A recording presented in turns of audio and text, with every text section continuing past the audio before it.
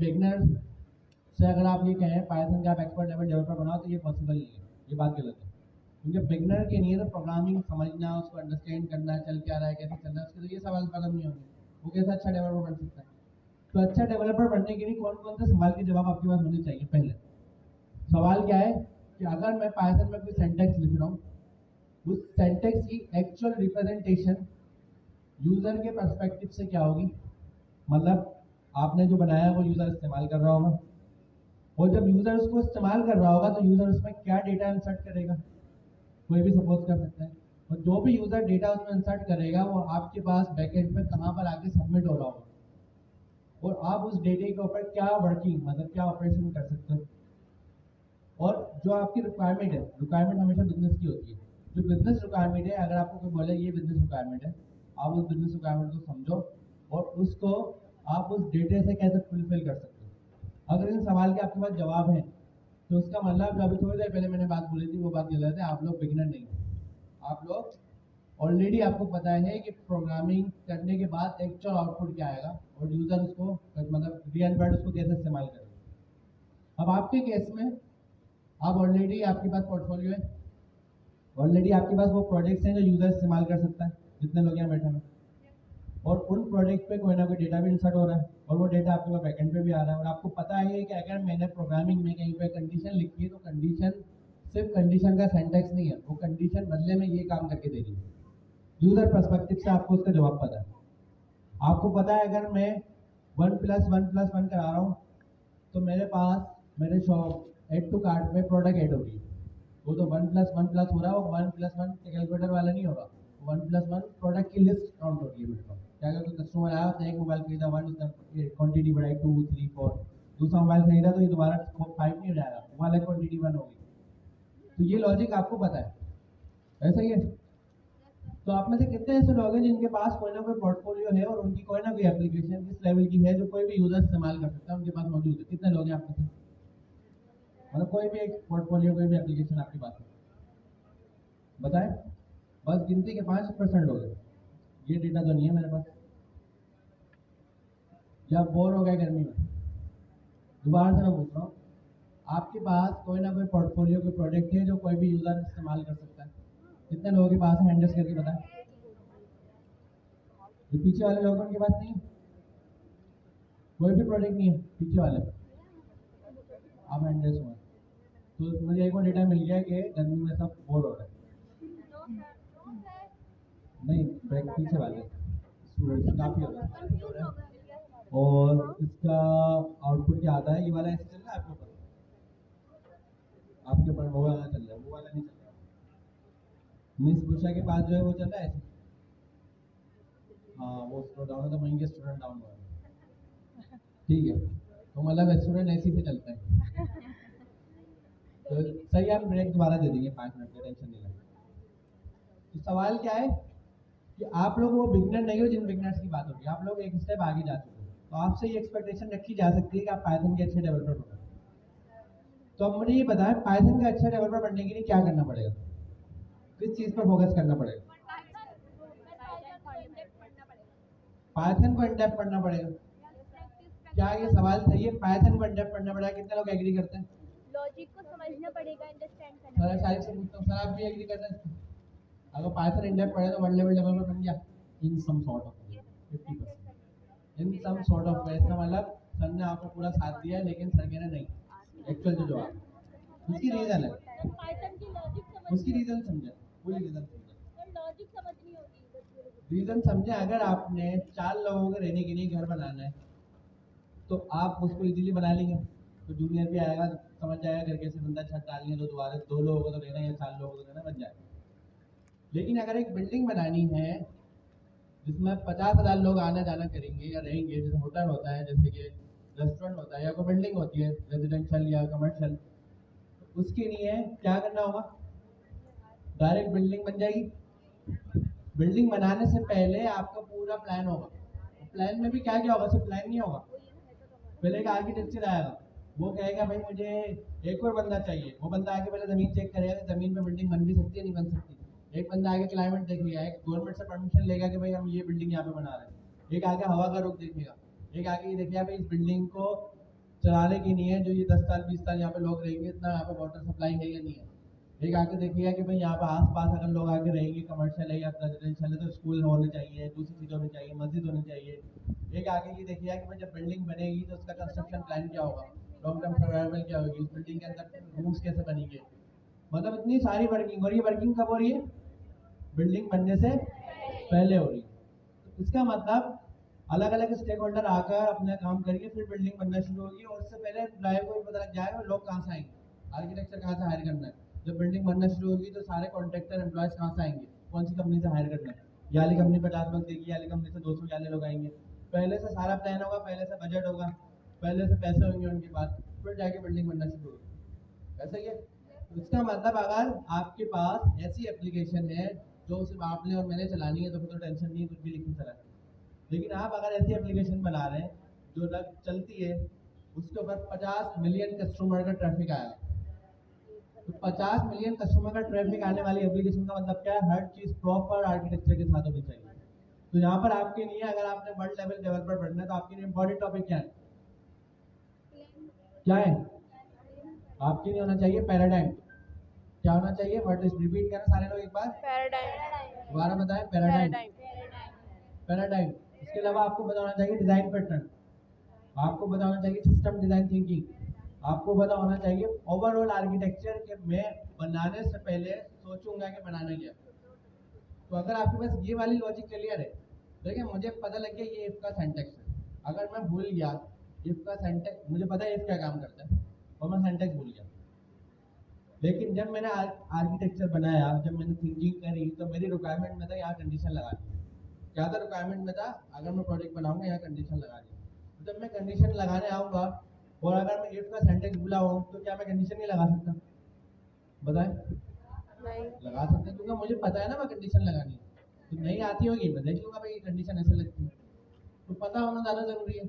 अगर मैं पाइथन को इंडिया पढ़ के पूरी पाइथन को याद कर लूँ, सही से याद कर लूँ, लेकिन अगर तो मुझे कहे भाई इस लेवल की एप्लीकेशन बनानी है, कैसे बनेगी, अब मुझे वाली थिंकिंग नहीं पता, फायदा होगा मुझे कोई पाइथन याद करना। लेकिन अगर कोई मुझे आगे कहे ये एप्लीकेशन बनानी है, आपने एक प्लान बनाया, पैटर्न बनाया, आपने कहा ऐसे होगा, ये चीज़ ऐसे होगी, इस तरीके से सारा काम होगा, फिर आपको अगर पाइथन का सेंटेंस भूल जाता है तो नुकसान हुआ, नो नहीं हुआ। तो इसका मतलब आपने सिंटैक्स से आगे की बात सोचनी है। सिंटैक्स से तो आप पढ़ चुके हैं, आपका कोई भी प्रोग्रामिंग का कोड तो आप समझ ही जाएंगे, कुछ नहीं तो आप देख के समझ जाएंगे, अच्छा ये यही कर रहा है तो बस यही कर रहा है, मुझे इसमें क्या समझना, सही है ना। तो आपको प्रोग्रामिंग को सिंटैक्स से आगे सोचना है। वो आगे क्या है, प्लानिंग में सोचना है, आर्किटेक्चर लेवल पर सोचना है, डिजाइन पैटर्न सोचना है, पैराडाइम सोचना है, समझ रहे हैं। तो प्रोग्रामिंग आपके लिए क्या होनी चाहिए, लॉजिक। क्या होगी, लॉजिक। अब आपके लिए प्रोग्रामिंग सिंटैक्स नहीं है, आपके लिए प्रोग्रामिंग क्या है, लॉजिक। लॉजिक। और लॉजिक कौन सी, बिजनेस लॉजिक, टेक्निकल लॉजिक नहीं है। तो अब आपने अगर बिजनेस लॉजिक लेवल की प्रोग्रामिंग अपनी करनी है तो उसका मतलब आपने क्या क्या आना आपको चाहिए, क्या क्या चीज़ें पढ़नी चाहिए।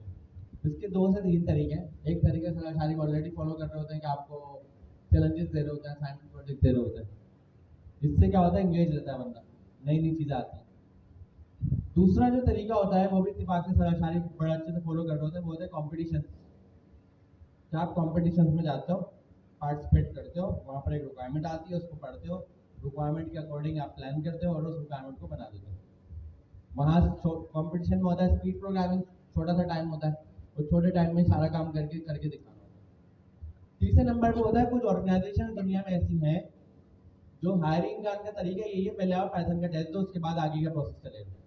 उनका टेस्ट ओपन होता है, वो आप जाओ उनका टेस्ट दो, अगर उनको टेस्ट पास हुआ आगे का इंटरव्यू लेंगे, उससे आगे का इंटरव्यू लेंगे, हो सका तो आपको बुला भी लेंगे। बिगनर की बात कर रहा हूँ, इसी तरह एक्सपर्ट लेवल की भी उनके ही होता है। तो ये सारा आपके पास वो तरीके हैं कि आपने पाइथन पढ़ कर वहाँ पर इम्प्लीमेंट करना है, सही है। अब छोटा सा मैं कोड लिख रहा हूँ और मुझे बिल्कुल पता है कि आप लोगों को पढ़ाने से पहले अभी ब्रेक देना पड़ेगा, सबकी मुझे शक्लें नजर आ रही हैं, लेकिन कोड में लिख रहा हूँ सिर्फ समझाने के लिए। आपके पास यहाँ पर हम आ गए पाइथन कॉलेज पे, कौन कौन से स्टेप पे जाते हैं, पहले कहाँ जाते हैं, यूनिवर्सिटी पे, उसके बाद लर्न मॉडर्न। जो लोग बैठे हुए ना, अगर वो पार्टिसिपेट करेंगे मुझे जवाब देने में तो उसमें आप ही का फायदा है, आप एक्टिव रहेंगे, ठीक है। क्या है यहाँ पर, लर्न मॉडर्न एआई पाइथन, और उसमें हम कहाँ जाएंगे, पाइथन कॉलेज पे। पाइथन कॉलेज पे जो हमारे पास स्टेप्स हैं, हमारा जो क्विज होगा वो स्टेप नंबर 11 तक होगा, मतलब स्टेप नंबर 12 पे ऑब्जेक्ट ओरिएंटेड, इससे पहले पहले वाली चीज़ों का यूज होगा, ऑब्जेक्ट ओरिएंटेड का नहीं होगा, पहले वाले जो इसकी बात कर रहे हैं। यहाँ पर टॉपिक क्या क्या है? सबसे पहला टॉपिक है डेटा टाइप्स। कौन मुझे बताएगा डेटा टाइप्स क्या है? कितने लोग कह रहे हैं डेटा टाइप्स हमें मालूम है? सही है, और मुझे मिल गया सोते हुए लोग। आप अपने पीछे वाले को उठाएं। कौन बना? ठीक है, और मुझे वहाँ से भी 2 लोग मिले, कोई बात नहीं। अच्छा, दिखने में बाजार नहीं लगने सो रहे, लेकिन हैंड टेस्ट नहीं हुआ, मैंने वहाँ से पकड़ा। अच्छा, डेटा टाइप्स हमारे पास है। डेटा टाइप्स क्या है? आप सबने हैंड टेस्ट करा, क्या है डेटा टाइप्स? डेटा की टाइप स्ट्रिंग, बूलियन, इंटीजर, सही है, मान फ्लोट। लेते हैं थोड़ी देर के लिए। सर हम अपना वही रट्टा लगा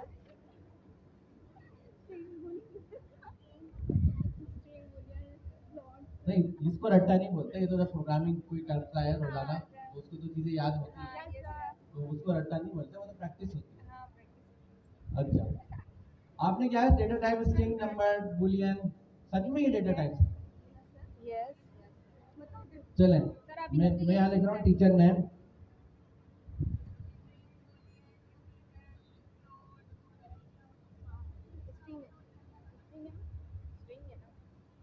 स्ट्रिंग क्या है ये? स्ट्रिंग सर का नेम कितने लोग कहते हैं स्ट्रिंग डेटा टाइप है? हैंड रेज़ करके बताएं ईमानदारी से। स्ट्रिंग डेटा टाइप है पक्का? स्ट्रिंग एक डेटा टाइप है, खत्म, डेफिनेशन पूरी हो गई इसकी। और ये वाला एसटीआर क्या है? ये कुछ और है या ये भी डेटा टाइप है?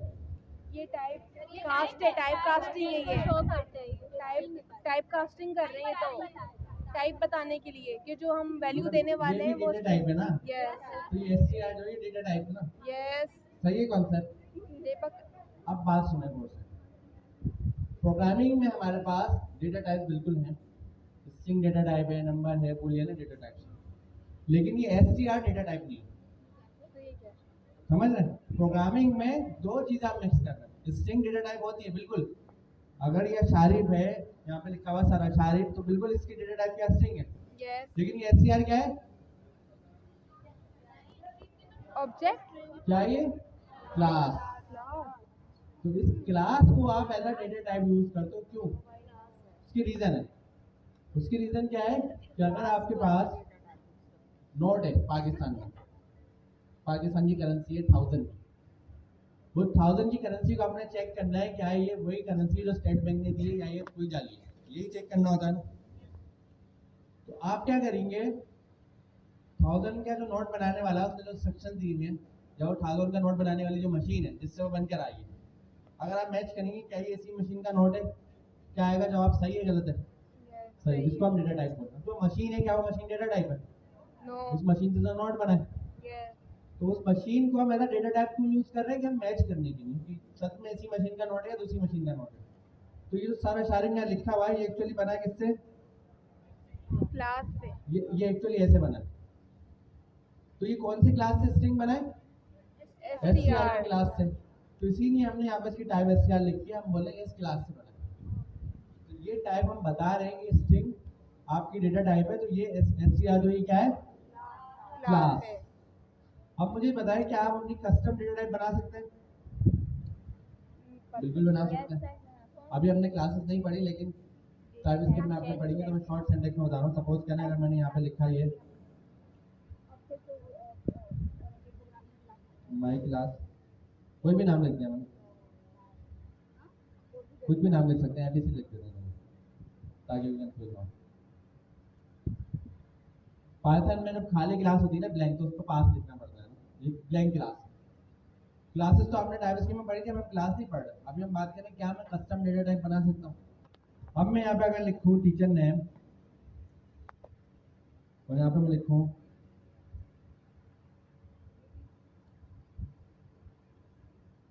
अब मैं इसको क्या डेटा टाइप दूंगा? टीचर नेम को स्ट्रिंग क्या डेटा टाइप दूंगा? इसको बनाया किससे मैंने?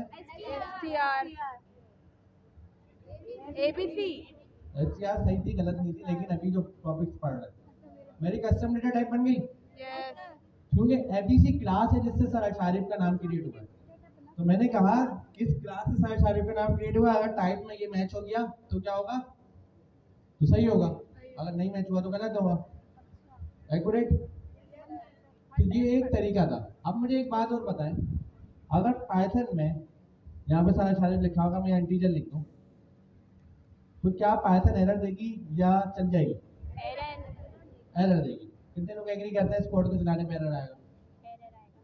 एक और डेटा आप लोगों से मुझे मिला कि जो सर आपको मेहनत से पढ़ा रहे हैं वो तो आप अच्छे से पढ़ रहे हैं, अच्छे से फॉलो कर रहे हैं, लेकिन अलग से आपने कोई चीज़ खुद से सर्च करने की कोशिश नहीं की, टाइम ही नहीं मिला ना, कितना टेंशन है। अलग से आपने, इसका मतलब क्या है, क्यूरियोसिटी।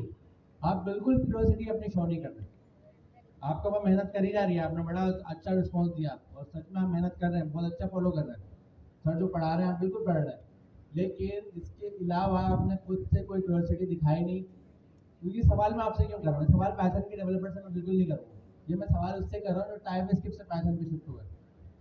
इसकी रीज़न, टाइपस्क्रिप्ट पे अब मैं आपको चला के भी दिखाया था,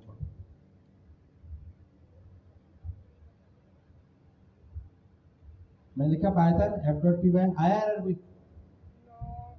एरर आया? नो। अगर टाइपस्क्रिप्ट पे मैं टाइप डॉलर लिखकर, टाइप इंटीजर नंबर लिखकर स्ट्रिंग लिखता, एरर देता टाइपस्क्रिप्ट? नहीं देता। पाइथन ने एरर दिया? नो। क्यों नहीं दिया? क्योंकि ये टाइप तो ये सवाल आपको पहले होना चाहिए, ये तो क्यूरियोसिटी आपके माइंड में आना चाहिए कि भाई मैं टाइपस्क्रिप्ट पे गलत टाइप लिखता था, एरर आता था, पाइथन में मैं गलत टाइप लिखता हूँ, एरर क्यों नहीं आ रहा, मैं फिर टाइप लिख ही क्यों रहा हूँ?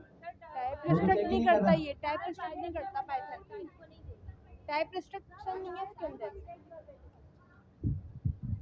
सारे सवाल के जवाब सही है, लेकिन एक क्यूरियोसिटी तो होनी चाहिए, अगर मैं गलत टाइप लिख रहा हूँ वो तो चेक ही नहीं कर रहा, तो फिर मैं लिख ही क्यों रहा हूँ टाइप?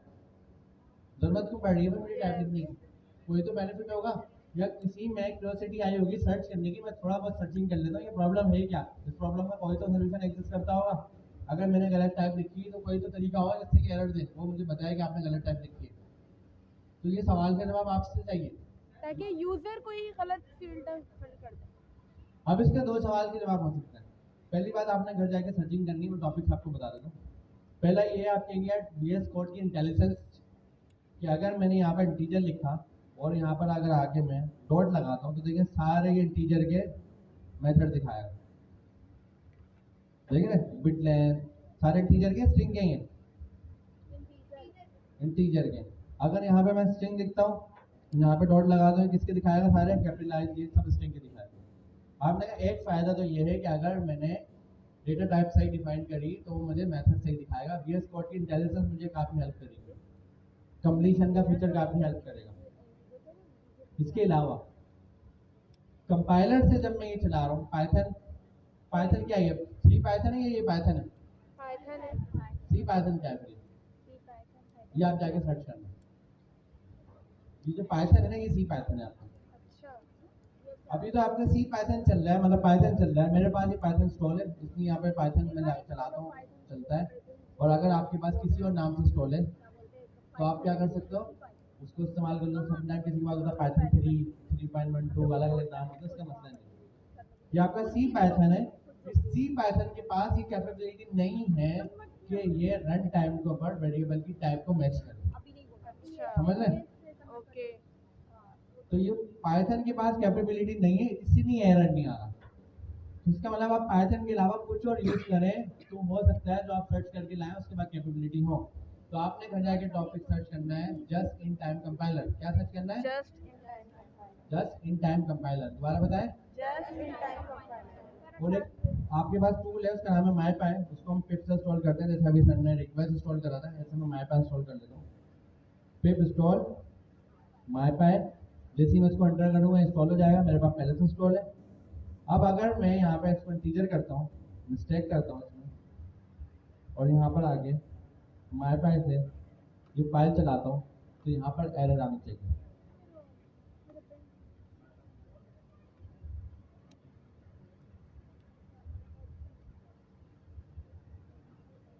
आगे एरर, तो इसका मतलब माईपाई के पास ये कैपेबिलिटी है कि वो एरर को चेक करता है, लेकिन उसने मेरा कोड नहीं चलाया, कोड आपका पाइथन से चलेगा। आप समझिए ये टॉपिक आपने जाके सर्च करना है कि ये क्या टॉपिक है और पाइथन में मैं ऐसा क्या करूं कि ये मुझे बताए कि ये गलती हुई है और उस गलती को मैं दोबारा ना करूं या मुझे पता हो रहा है टाइम। सिंपल। आगे बढ़ते हैं। ये वाला टॉपिक क्लियर है टाइप्स का। ऑपरेटर्स कौन कौन से होते हैं पाइथन में, नाम बताएं। पाइथन में एक अच्छी बात है जो आप लोगों ने नाम बताया, इसके अलावा भी ऑपरेटर एग्जिस्ट करते हैं। फ्री टाइम में तो सर्च कर लेना, उसमें बहुत ऑपरेटर्स हैं पाइथन में। स्ट्रिंग कास्टिंग क्या है? Type casting. ये जो स्ट्रिंग कास्टिंग है ये एक्सप्लिसिट है या इम्प्लिसिट है? एक्सप्लिसिट।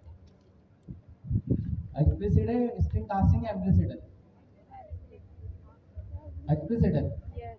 मतलब ये डिक्लेरेटिव है नॉन डिक्लेरेटिव, मतलब आपने इसको डिक्लेयर करा है या डिक्लेयर नहीं करा? डिक्लेयर करा तो ये डिक्लेरेटिव है या नॉन डिक्लेरेटिव है? तो डिक्लेरेटिव क्या मतलब क्या हुआ, एक्सप्लिसिट हुआ इम्प्लिसिट हुआ? एक्सप्लिसिट हुआ। ठीक है। कंट्रोल फ्लो ये कौन सा टॉपिक है? क्या टॉपिक है? Conditions for loop. अच्छा मुझे एक बात बताएं, समझ लें ये मेरा कोई कोड है, इसको मैंने मल्टीपल टाइम कॉपी पेस्ट कर दिया, अब इसको कमेंट कर लिया, सपोज कर लेते हैं कोड है। ये बात सबको पता है पाइथन स्क्रिप्टिंग है। स्क्रिप्टिंग मतलब कैसे चलती है? Line by line. इस तरीके से चलती है, यस। इंटरप्रेट होती है, लेकिन एक्चुअली में स्टेटमेंट बाय स्टेटमेंट चलती है, लेकिन अभी हम इंटरप्रेटर ऐसे चलता है। ठीक है। अब प्रॉब्लम क्या है? प्रॉब्लम ये, यहाँ पे मैंने प्रिंट लिखा, प्रिंट में क्या लिखा कि भाई आप जो स्टूडेंट हैं वो हो गए पास, दूसरे में लिखा फेल। Not pass. अब मुझे ये बताया अगर मैं इस कोड को चलाता हूँ तो मेरी रिक्वायरमेंट क्या होगी? दोनों में से कोई एक होगा ना। यस। इफ एंड अब क्योंकि ये इंटरप्रेटर ही कैसे चलता आएगा, ये तो चलता आएगा लाइन बाय लाइन। और सब कुछ चला देगा। यस। अब यहाँ पर हम चला भी लेते हैं, चलो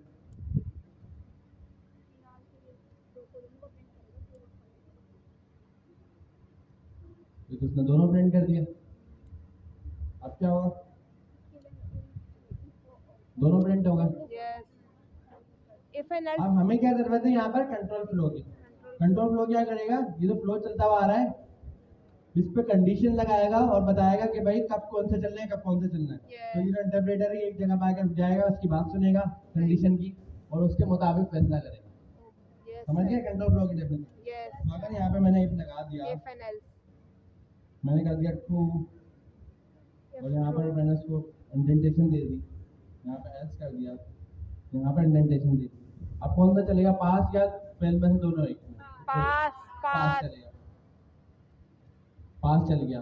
अगर मैंने इसको फॉल्स करा नॉट पास। नॉट पास चलेगा। ये हो गया कंट्रोल फ्लो। Yes. ये चलता हुआ आ रहा है, जब जैसे यहाँ पर आया इंटरप्रेटर उसने देखा ये फॉल्स है, इस लाइन को नहीं चलाना है, इस लाइन को चलाना है, इसको चलाना है, इसको चला दो। यस।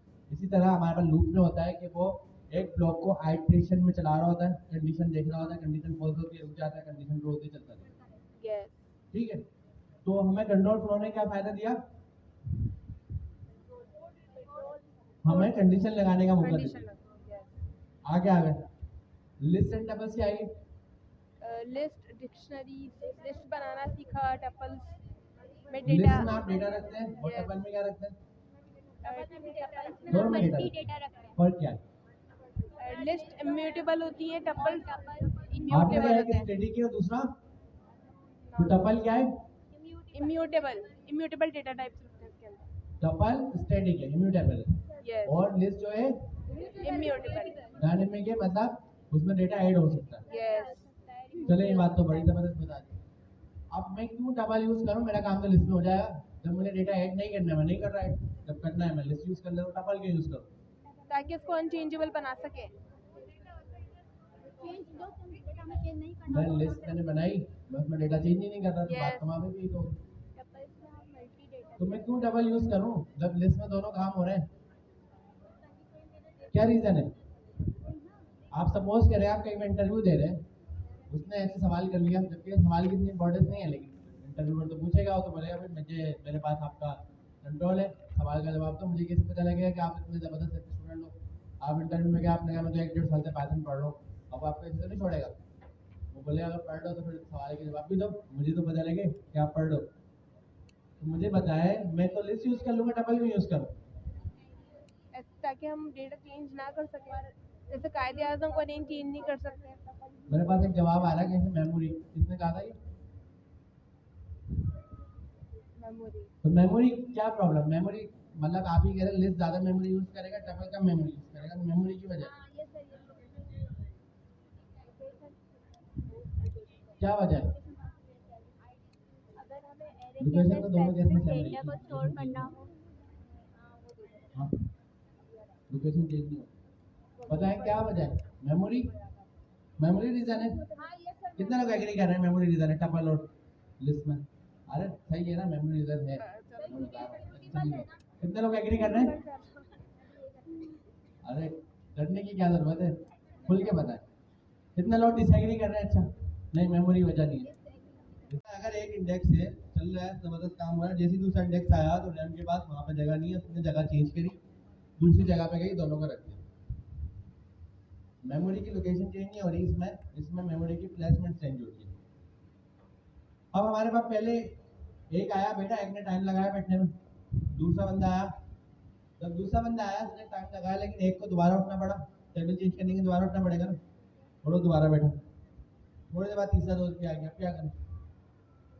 अब 3 लोगों की सीट लेंगे यस और फिर उनको बिठाएंगे, 14 आ गया, 14 सीट लेंगे, तो कितनी सीटें लेंगे, कितना टेबल चेंज करें? तो एक काम कर ले, रेस्टोरेंट पूरा बुक कर लेते हैं। दोस्तों की नजर लग गई उन्होंने, अब तो एक के बाद एक आते रहेंगे, वो चला दिया उन्होंने। क्या करें, हमें लिमिट पता है कि कितनी लेंथ तक जाएगा, ये नहीं जाएगा, पता है लिमिट? नो नहीं पता। तो यहाँ पर मैथमेटिक्स अप्लाई कर सकते हैं डबल वाली। हम ये कह सकते हैं जब मैं अकेला था, एक बंदा आया तो मैंने रेस्टोरेंट को कहा जितनी सीट अभी है उसकी डबल दे दो, उसने 2 दे दी। जैसे तीसरा बंदा आया, मैंने 3 सीटें नहीं ली, मैंने कहा जो अभी है उसकी डबल दे दो, आसान करने के लिए, कितना सिंपल है। तो उसने कितनी सीटें दी मुझे? 4 2 लोगों ने अपनी जगह चेंज करी, वो तीसरा साथ बैठ गया। यदि 14 बंदा आया, 3 लोगों को बैठने की जरूरत है, नो 5वां बंदा आया, अब क्या होगा? डबल ले ले दोबारा से। अब कितनी सीटें ली हमने? 6 8। 8 डबल हो गई ना? यस यस 8 सीटें ली, 4 लोगों ने अपनी जगह चेंज करी दोबारा, यस फिर 5वां बंदा बैठा, फिर छठा आया, छठे में चेंज करने की जरूरत है किसी को? नो 7वां आराम से बैठ आया, यस 8वां बैठ आया, यस 9 पे क्या होगा? चेंज हो गया 16 सीटें लेंगे, 9 लोग अपनी जगह चेंज करेंगे, 8 लोग जगह चेंज करेंगे, फिर 9वां बैठेगा। तो यहाँ पर टॉपिक आया था टाइम कॉम्प्लेक्सिटी, कि भाई अगर मैं इसका एवरेज टाइम निकालूं कि कितनी देर में इसकी प्लेसमेंट हो रही है, तो जितनी ये लेंथ बढ़ती जाएगी उतनी टाइम कॉम्प्लेक्सिटी बढ़ती जाएगी। वो टाइम कॉम्प्लेक्सिटी कैसे क्रिएट होती है? आप आए 5 मिनट में बैठे मार्की के अंदर, आपने 7 मिनट लगाया, आपने 10 मिनट लगाया, एवरेज क्या निकलेगा? 5 + 7 + 10 डिवाइड बाय 3 मीन निकलता है ना, एवरेज निकालेंगे। तो हम इन तीनों का क्या निकालेंगे? तो हम क्या बताएंगे एवरेज टाइम कितना है बैठने का? 4 मिनट्स 4 मिनट्स जो भी हमने डिवाइड बाय 3 करके निकाला वो एवरेज टाइम। यस तो अगर इसके एवरेज टाइम निकालें कितना ज़्यादा निकलेगा ना, यस कितना ये वर्ड सिनेरियो है, एवरेज टाइम निकालें। लेकिन अगर हम इसकी बात करें, 3 लोग निकले, रेस्टोरेंट में गए, उन्होंने 3 सीटें जाएंगे, तीनों बैठ गए, तीनों ने खाना खाया, वही वाली टेंशन ही खत्म, कि लोग आ रहे हैं जा रहे हैं, आ रहे जा रहे हैं। तो टाइम किस में बच रहा है हमारा? टपल में। लेकिन अगर आप कहीं जाए प्रोग्रामिंग करें और आपको कोई बोले कि भाई मुझे ऐसा कोड लिखना है जिसमें मेमोरी बचनी चाहिए, टाइम बचना चाहिए, बिल्कुल memory intensive, time intensive code लिखना है, तो उसका जवाब क्या है? उसका जवाब नहीं, उसका जवाब टपल नहीं है। लेकिन भाई कोड की बात कैसे? हो रही है, लिस्ट की बात थोड़ी हो रही है। उसका जवाब ये है कि मेमोरी इंटेंसिव और टाइम अगर इंटेंसिव आपने कोड लिखना है तो आपको पाइथन यूज ही नहीं करनी चाहिए। है इसकी रीजन, पाइथन जो है हाई लेवल प्रोग्रामिंग लैंग्वेज है। कौन सी है? हाई लेवल प्रोग्रामिंग अब हाई लेवल की मैं आपको रीजन, ये वाला टॉपिक समझ में आ गया? यस हाई लेवल की रीजन बताओ। यहाँ पे मैं लिखा टीचर ने सराशारी, यहाँ पे मैंने क्या लिखा? Monday class teacher. कौन है Monday class teacher? Sir Sharib Sarashari. Concept समझना, टीचर नेम प्रिंट करें, दोनों में सेम आएगा? यस पक्का दोनों के पास सेम है? यस टीचर नेम के पास क्या रखा है इस वक्त? Sir Sharib, Monday class teacher name के पास क्या रखा है? सर शारिब, सर शारिब, चला लेते हैं। दोनों के पास सर शारिब है। यस। कॉमन सेंस बताएं, ये मोबाइल मेरे पास है, इसकी ऑनरशिप किसके पास है? आपके पास, मेरे पास। मोबाइल मैंने आपको दिया, आपके यूसुफ पास साहब भी को। है। मोबाइल मैंने उनको दे दिया, हाँ, हमेशा के लिए। सही है, मैंने उनको दे दी एक चीज। अच्छा अच्छा, अब मेरे पास मोबाइल है, नहीं, मेरा हाथ खाली हो गए, यस उनके पास है मोबाइल। यस, अगर आप मेरे पास आओगे बोलोगे आपका मोबाइल था, मेरे पास होगा मोबाइल? नो, मैं तो वहाँ दे दिया, उनके पास मोबाइल होगा। यस, तो ये कॉमन सेंस है, यही कॉमन सेंस बनती है। अब टीचर नेम के पास क्या रखा हुआ है? Sir sir Sharib, Sharib. किस टीचर नेम को हमने किसको दे दिया? Monday Monday class class teacher को। टीचर अब को, सर शारिब किसके पास है? मंडे क्लास टीचर के अब पास, फुल कॉमन सेंस अगर देखें, टीचर नेम के पास कुछ बचा? नो, दोनों के पास सर शारिब कैसे रखा हो? इसको बोलते हैं हाई लेवल प्रोग्रामिंग लैंग्वेज। आपने ये सोचने की जरूरत नहीं है, ये काम पाइथन संभाल रहा है। ओके, अगर आप लॉजिकली सोचें तो डेटा इसका उसको दे दिया तो उसके बाद होना ही नहीं चाहिए, ये लॉजिक है। Yes. इसमें कोई सोचने की बात नहीं। लेकिन पाइथन में क्यों ऐसा नहीं होता? पाइथन में क्यों दोनों के पास डेटा है? अगर मैंने यहाँ पर टीचर नेम को चेंज कर दिया, मैंने यहाँ पर टीचर नेम को चेक कर दिया सर हमजा अली,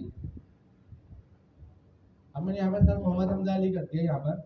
अब मुझे बताएं टीचर नेम में क्या प्रिंट होगा? सर हमजा अली, नीचे वाले में क्या प्रिंट होगा? सर शारिब, नहीं सर हमजा अली, दोनों में सर हमजा अली होगा या क्या होगा? सर हमजा अली ही होगा। कितने लोग कह रहे हैं दोनों में सर हमजा अली होगा? आपने वेरिएबल, कितने लोग कह रहे हैं नहीं, टीचर वेरिएबल, नेम में हमजा अली है, दूसरे में शारी है। आपने वेरिएबल को चेंज कर दिया ना सर, लेकिन चला आते हैं, बिल्कुल ऐसा ही है। क्यों? उसमें हमजा अली है, उसमें शारी है। इसकी रीजन क्या है? ये चीजें हमें समझने की जरूरत इसलिए नहीं पड़ रही क्योंकि हम पाइथन यूज कर रहे हैं। पाइथन क्या है? High level. हाई लेवल का मतलब क्या? बता दो करना क्या, बाकी वो संभालेगा। हमें उसमें डिटेल जाके देखना नहीं है वो कैसे कर रहा है, क्या कर रहा है, हमें जरूरत नहीं है। टाइपस्क्रिप्ट भी हाई लेवल थी, पाइथन भी हाई लेवल। समझ गया हाई लेवल प्रोग्रामिंग लैंग्वेज का कॉन्सेप्ट। ये चीजें वो मैनेज कर रहा है, हमें मैनेज करने की जरूरत नहीं है। अगर आप किसी लो लेवल प्रोग्रामिंग लैंग्वेज पर जाएं तो जितनी लो लेवल पर जाएंगे उतनी चीजें आपको खुद देखनी पड़ेगी। आपने ये भी देखना पड़ेगा अगर मैं टीचर नेम उसको दे रहा हूँ तो वो उसके बाद से चले जाएगा, उसके बाद पहुंच जाएगा, ऑनरशिप चेंज हो जाएगी। उसका मतलब क्या है? पाइथन में ये सारे सवाल बनते ही हैं। लेकिन अगर कोई इंटरव्यू में सवाल पूछ रहा है तो थोड़ा बहुत आपको पता होना चाहिए बताने को। तो अभी जो मैंने टपल और लिस्ट वाला पूछा था, टाइम कॉम्प्लेक्सिटी ये वो, पाइथन में इस चीज़ की जरूरत ही नहीं है। पाइथन में अगर स्मार्ट प्रोग्रामर है तो उसको बना के दे दो दी पाइथन में टपल और लिस्ट। टपल का ये काम है, लिस्ट का ये काम है, वो तो डिसाइड कर लेंगे। तो हाई लेवल प्रोग्रामिंग लैंग्वेज में इंपॉर्टेंस किस चीज़ की है? जब मेमोरी और स्पेस की इंपॉर्टेंस नहीं है हाई लेवल में, इंपॉर्टेंस किस चीज़ की है? इंपॉर्टेंस है कोड की ब्यूटी की। क्या इंपॉर्टेंस है? कोड की ब्यूटी। कोड आपका साफ सुथरा हो, नजर आए, देखने वाला उसको इजीली अंडरस्टैंड कर सके। अगर 10 डेवलपर बैठे हैं तो सबका एक जैसा कोड हो, एक ही पैटर्न को फॉलो कर रहा हो, एक ही पैराडाइम को फॉलो कर रहा हो, एक ही डिजाइन पैटर्न उनका चल रहा हो, ताकि ये सन 2000 वाला कोड जिसमें सन 2000 में लिखा था, सन 2025 में जब मुझे मिले तब मैं इजीली इसको इस्तेमाल करूँ, ना कि मैं बोलूँ यार इसको मिटा के दूसरा लिखना पड़ेगा। समझ रहे हैं? Yes. तो आप अगर आज 2025 में कोड लिखते हैं, आपने किस माइंडसेट से लिखना है कि 2050 में कोई आए वो भी मेरे कोड को इस्तेमाल करे। Okay. तो ये होता है आपका सोचने का स्टाइल। बिल्डिंग बना दी, बिल्डिंग बनाने के बाद पता लगा ये लगाना था, भाई तो बनाने से पहले सोचना था। Yes. आप क्या बिल्डिंग तोड़ के बनाएंगे? No. तो उसका आर्किटेक्चर ही ऐसा होना चाहिए कि बाद में एडजस्टमेंट भी हो सके उसमें। Yes. ये नहीं कि आपने जो बनाया वैसा का वैसे ही रहेगा। तो ये जो स्टाइल है, थिंकिंग है, ये आपको हाई लेवल प्रोग्रामिंग लैंग्वेज देती है। समझ रहे हैं? Yes. हाई लेवल के बेनिफिट समझ रहे हैं। लेकिन ये कॉन्सेप्ट आपके लिए क्यों जरूरी है? इंटरव्यू में सवाल हो सकता है, पता होना चाहिए कि बैकग्राउंड पे क्या चल रहा है। अब हमारे पास क्योंकि टाइम कम है, अब बाकी चीज़ें हैं, चलें एक लास्ट सवाल पूछ लेता हूँ, उसके बाद हम आगे बढ़ते हैं। मुझे ये बताएं कि मैंने डेफ लिखा, एडिशन का फंक्शन अभी सर हमजा बना रहे थे, सर हमजा ने इसी तरह का फंक्शन बनाया था, समथिंग लाइक। और यहाँ पर अगर मैं आता हूँ, प्रिंट करवाता हूँ, वैसे आप लोग बिगनर नहीं है तो बिगनर वाले सवाल नहीं कर रहा। मुझे बताएं अभी प्रिंट हो जाएगा? क्या प्रिंट होगा? 1 + 1 2। 2 प्रिंट हो जाएगा। हो गया 2 प्रिंट, सिंपल सा कोड है। मुझे ये बताइए रिटर्न क्या है यहाँ पर?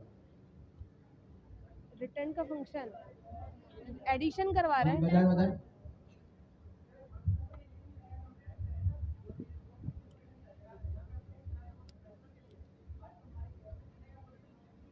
ठीक है, बिल्कुल सही बताया आपने। इन्होंने एक बात बताई, उस बात का जो जवाब है वो 3 या 4 लाइन पे कंटेन करता है, और वो क्या है कि रिटर्न होगा, इस तरीके से जाएगा, सेव होगा, बिल्कुल सही बात है। और दूसरा कोई जवाब है किसी के पास? सबका सेम जवाब है, ऐसे ही होगा। एज अ प्रोग्रामर ना, सम टाइम हम चीज़ों को देख के समझ लेते हैं, और सम टाइम हम जब पढ़ने जाते हैं, यहाँ मेरा टीचर आपको पढ़ाते हैं, तो हम आपको उसका बेसिक कॉन्सेप्ट देते हैं ताकि आपको बात समझ में आए। लेकिन आपकी ये जिम्मेदारी बनती है कि उसके एक्चुअल कॉन्सेप्ट तक भी आप पहुंचे। वो कैसे पहुंचते हैं? आप आपस में डिस्कशन करके, कोई आपने कोई किसी टेक्निकल बंदे की डिस्कशन यूट्यूब पे सुन ली, कोई पॉडकास्ट सुन ली, या आपस में कोई बहस छिड़ गई कि भाई रिटर्न क्या करता है, तो वहां से आपको ये जवाब मिलता है। रिटर्न का काम क्या होता है? रिटर्न का काम ये होता है, आप बोर्ड से सुनना और रिपीट करना। एक बार रिटर्न का काम होता है फंक्शन की स्टेट को टर्मिनेट करना। क्या काम होता है रिटर्न का? फंक्शन रिपीट की करें। स्टेट को टर्मिनेट करना। फंक्शन की स्टेट को टर्मिनेट करना रिटर्न का काम होता है। इसका मतलब क्या हुआ? अगर मैं रिटर्न के बाद कुछ भी लिखूं, चलेगा फंक्शन में? नहीं चलेगा। देखिए मैंने यहाँ पे अजीब अजीब सा कुछ लिख दिया, कोड में तो एरर भी नहीं आ रहा, इसको इस कोड पे तो एरर आना चाहिए। इसका मतलब रिटर्न के बाद की वो चीज चलाता भी नहीं है, फंक्शन का स्कोप ही एंड हो गया, टर्मिनेट हो गया, क्लोज, एक चीज क्लोज हो गई। अब ये जो रिटर्न से हमें वैल्यू मिलती है, ये वैल्यू क्या होती है? जिस स्टेट पे फंक्शन टर्मिनेट होता है, फंक्शन हमेशा उसकी वैल्यू हमें प्रोवाइड करता है। तो अगर आप रिटर्न नहीं लिखते और आप देखें एड में क्या आएगा, अगर यहाँ पे मैंने रिटर्न नहीं लिखा,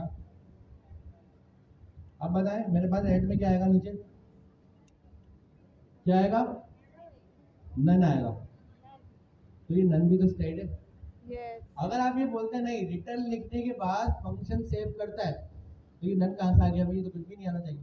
बिल्कुल। अगर आपकी ये जवाब है रिटर्न में इसलिए लिखता हूँ ताकि फंक्शन अपने पास जवाब सेव कर ले, अच्छा। बात सही है। आपने कहा नहीं, अगर मैं रिटर्न नहीं लिखूंगा तो जवाब सेव नहीं होगा, तो ये नन कहाँ से आ गया?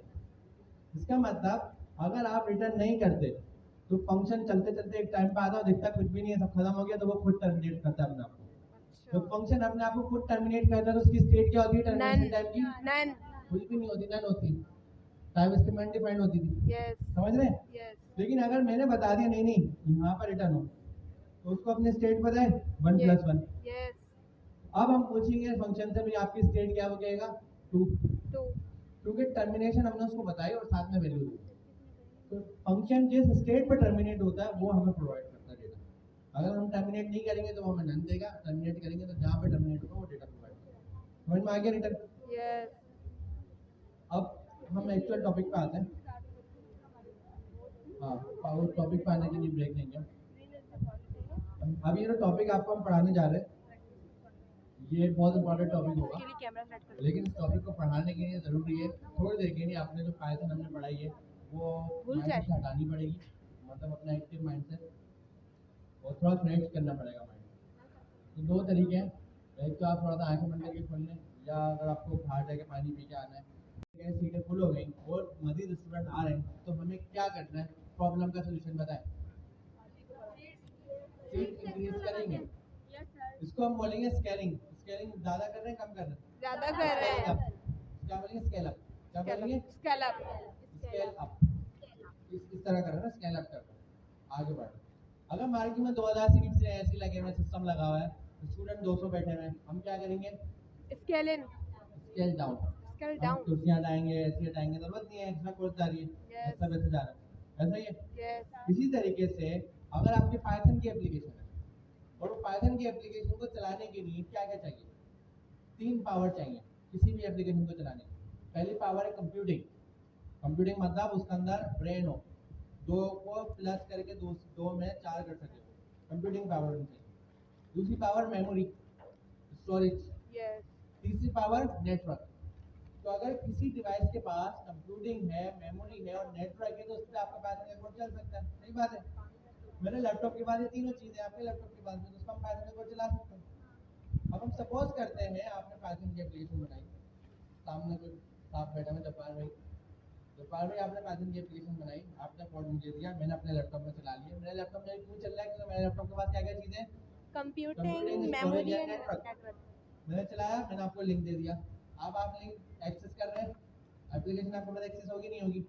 हो जाएगी। हो जाएगी। हो जाएगी। आप एक्सेस करने के लिए क्या कनेक्ट करेंगे? इंटरनेट। यस।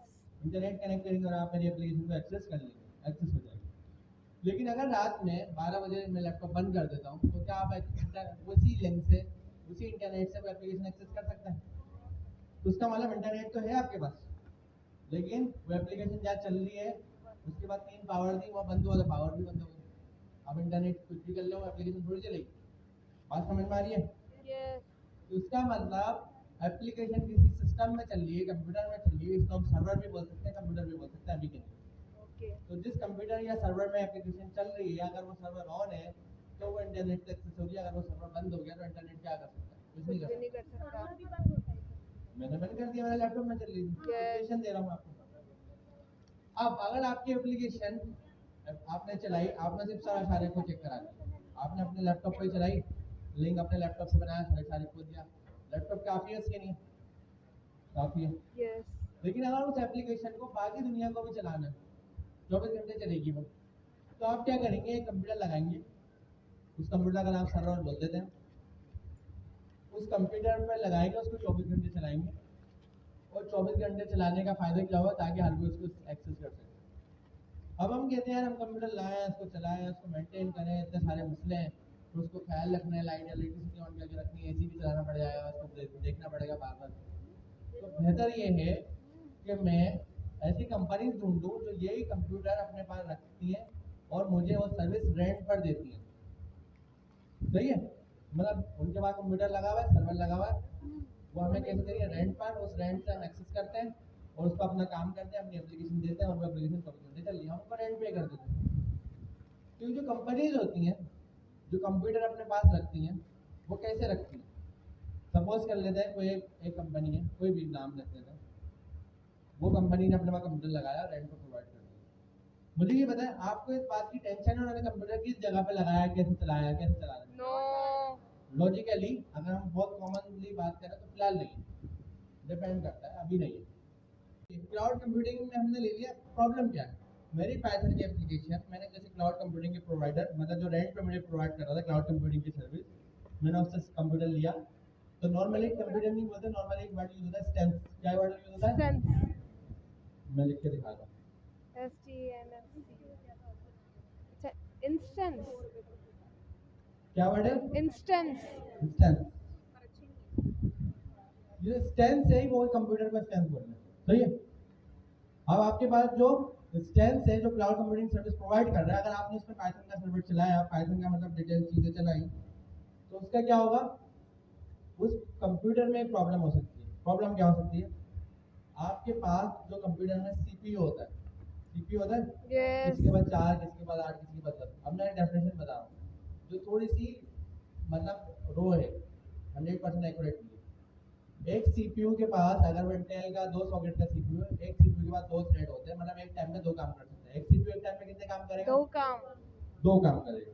4 सीपीयू एक टाइम में कितने काम करेगा? 4 काम 4 काम करेगा। अब आपको ये मैं कैसे बताऊं अपनी लैंग्वेज में, क्लाउड की लैंग्वेज में, कि मेरे पास जो ये पाइथन की एप्लीकेशन है, इस पे एक टाइम पे 4 काम होंगे, एक टाइम में 10 काम होंगे। इसके ऊपर एक वर्ड आती है टीपीएस, जिसको बोलते हैं ट्रांजैक्शन पर सेकंड। क्या बोलते हैं? ट्रांजैक्शन पर एक बार सेकंड बाकी लोग रिपीट करें, क्या बोलते हैं? ट्रांजैक्शन पर सेकंड ट्रांजैक्शन पर पर सेकंड। सेकंड ट्रांजैक्शन पर सेकंड का मतलब होता है एक ट्रांजैक्शन का मतलब एक काम कंप्लीट करना।